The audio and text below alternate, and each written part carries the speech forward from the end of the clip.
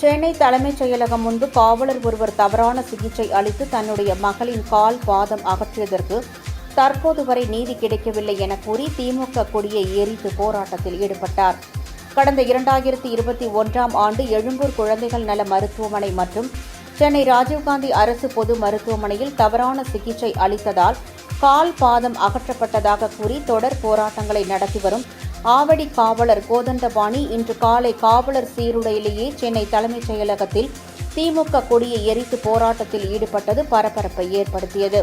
பின் தலைமைச் செயலக காவல்துறையினர் போராட்டத்தில் ஈடுபட்ட கோதண்டபாணி மற்றும் அவரது மகளை தடுத்து நிறுத்தி அழைத்துச் சென்றனர். அப்போது கடந்த 4 ஆண்டுகளாக தனது மகளுக்கு நடந்த அநீதிக்கு நீதி கிடைக்கவில்லை என வேதனை தெரிவித்தார்.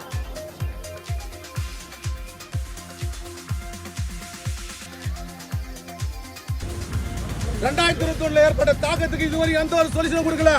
குற்றத்துக்கு மேல குற்றம் நடந்திருக்கு. பதில் சொல்ல முதலமைச்சருக்கு துப்பு இருக்கா? 234 தொகுதியில 25 கட்சியை வச்சு கூட்டணி வச்சிருக்க.